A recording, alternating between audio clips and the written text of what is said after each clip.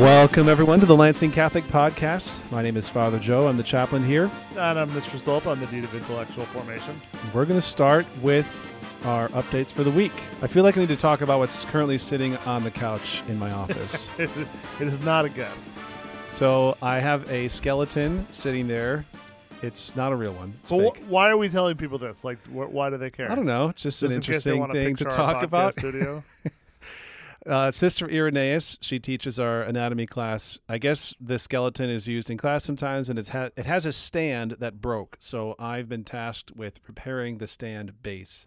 So I haven't gotten around to it. Well, now, I was going to say, this skeleton was here last week when we recorded. Do we talk about it then, too? No. Oh. Maybe. I don't So it's remember. the skeleton in the closet that now we're bringing it out. Well, sort of, but it's still been sitting here, so I don't think you've done anything. My with plan is to prank Father Mark Martin at St. Gerard, with whom I live. I'm going to put it in his bathroom. I don't know how he's going to react. You priests are a rascally bunch. He can get startled pretty badly, but I just hope I'm there when he encounters it for the first time, because it should be pretty funny. Have you seen that giant skeleton over here on I don't know if that's wood at that point over across from Grossbeck? No. It's one of those 12-foot tall skeletons that's out year round, and then they put the Santa hat on it during Christmas and all those things. And I guess probably because it's 12 feet tall and no one knows where to store a 12-foot tall skeleton, but it's massive.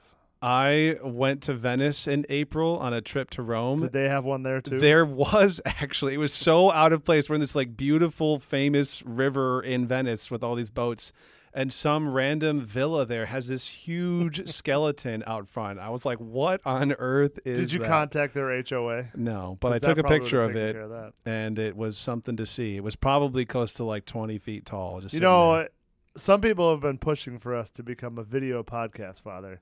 And at that very moment, you could have put a picture of that up as we were talking about This is true. I could put a copy of the photo link in the show notes, and people could look there. That sounds really dorky.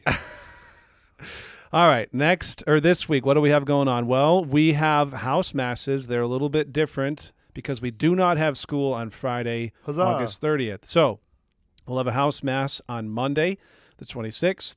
And then we'll also have a house mass on Wednesday, the 28th. We also have our Meet the Teachers night this week on Wednesday at 6:30. And you should go, it should last till about 8:15, 8 o'clock, 8:15. And you go through all your kids' classes in order. So the bells ring, push you around. I think you get, 7-8 minutes per class, including Rajinka, Father. So I have something to do that night. But it's a time to come. Talk to your kids' teachers, see what they're learning, and just get an overall sense of what they're going through. We also have auditions for the fall play. Those will be on Monday, Tuesday, and Wednesday after school. Looks like from 3:30 to 5:30. That's in the auditorium. So if any students are interested in trying out for the play, be sure to show up. We do not know the play yet. I think they're trying to figure out what they're going to do.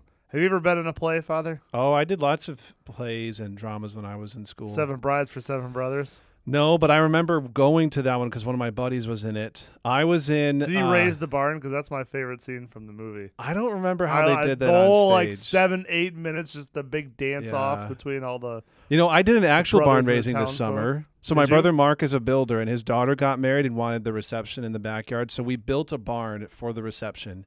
And he actually raised the whole thing in one day. And it was a huge barn. How many people were helping to raise the barn? So he he teaches this, he helps teaching at this school it's like a trade school for high school boys.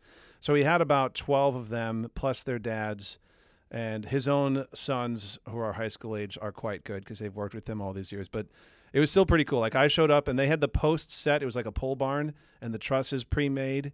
And we built that whole thing in one day. Do they only build barns, or do they build other housing structures? No, he mostly does houses. He's a house builder. So nice, good job, Father. Yes.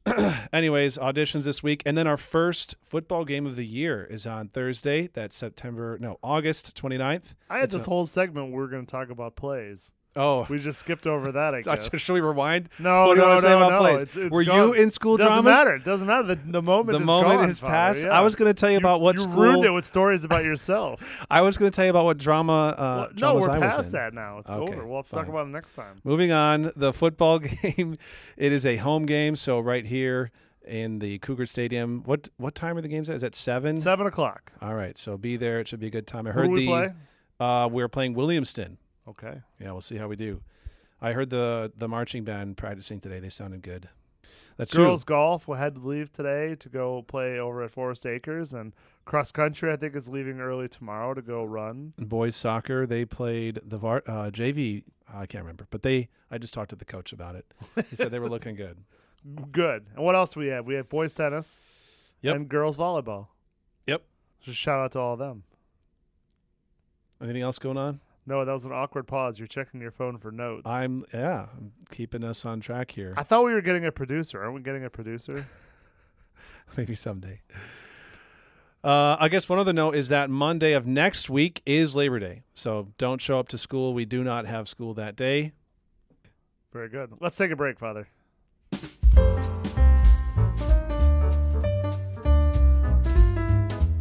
So for our interview portion of the Cougar Chat today, we are joined by Miss Elizabeth Black and Miss Colleen Richards of the ICLE. How are you guys doing today?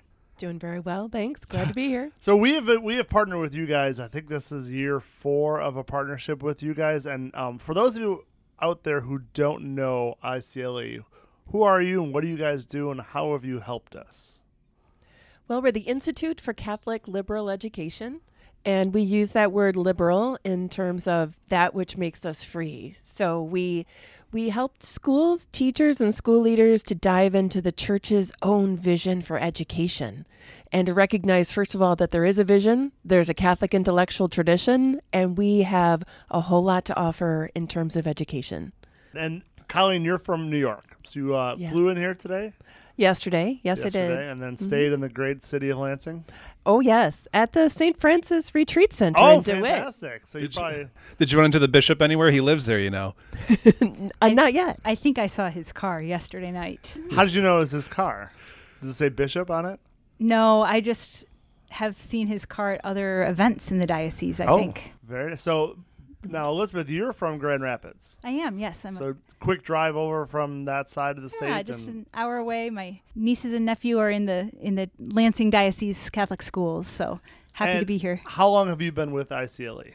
Since January. Oh, so very quickly. Yeah. Because you came to us last January then, right when you started. I did, yes. What did you do prior to this? I was a school principal, and then prior to that, Dean of Faculty and Curriculum at a high school, and then 15 years in the classroom teaching, I think all told, 3rd through 12th grade, many subjects. We do encourage schools to look closely at curriculum, to go back and rediscover what are these things people call the great books, what are the good books, and is there a reason that they're good? We find that, yes, there are reasons that they're good, primarily that these are books that really show us what does it mean to be human and give us rich fodder to discuss that question, what does it mean to be human? And really driving into our students these ideas and themes which help them make for very meaningful lives and meaningful lives within the classroom, that they know what they're studying matters. So when you look at the list of great books, Elizabeth, what kind of thing excites you about a list of books that you would see? Or I shared our book list with you that you asked for when we were talking about a month ago. So when you take a look at a textbook list and you see what books you say, oh, these are going to be good classes, what do you look for? Oh, that's a great question. I look for rich themes, so themes that are wrestling with those questions that Colleen was mentioning. What does it mean to be a human being? But also other questions like, what is justice? What is my relationship to society? You know, any philosophical question, theological question. So I'm looking for works that are contributing to that conversation. That's the Western conversation. And I'm also looking for books that are imaginative and sparking the moral imaginations of the children. So books that are presenting good things as good. I know this sounds basic, but here we are. Good things is good. But it's that huge question of what is good. And it's like, it's really what mankind wrestles with. Yes, exactly. And it's not just I mean, we find it very much so in the Catholic Church, but it's also just a matter of being human. We want to know what's good because we want to gravitate towards it. It's that natural law idea. And also, we are complex creatures, so we have intellects that can ask those philosophical questions, but we also have hearts that are hopefully drawn to the good. And we have young people who are in the process of forming their hearts. And so the literature stories are, we want the philosophical being explored, but we also want the stories to be speaking to the hearts of the children and drawing them further into the good, the true, and the beautiful. So good things as good and bad things as bad. It's really an interesting exercise to look at, the most popular literature and just ask yourself, are the adults in this book presented as good? Are the friendships here presented as true? And that's just an interesting examination. Right. And even the ones that are not, is there an acknowledgement that they are not good? Is there right. Because there's lots of books out there who present the bad, but present it as bad. Or as attractive, or as certainly more exciting than the good. Absolutely. Do you guys both have a book that you remember reading either as a kid or in high school that has stuck with you? I think I would say The Tale of Two Cities by Charles Dickens. Okay. Among others, let it be known. There's so many.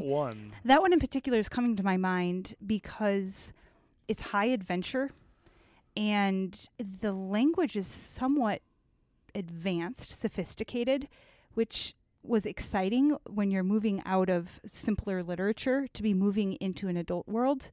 And the characters are presented sympathetically. There's really bad guys. I mean, you want a bad guy?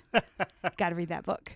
But also the hero and the heroine are, sympathetic and interesting. And the themes are fabulous. Law and order, love, hatred, revenge is a big one. So it appealed to both my heart and my intellect at the same time. And that's the gold standard. Now, beyond the great books discussion, it seems to me that ICLE is really trying to form all of the classes in the style of teaching. Am I right about that?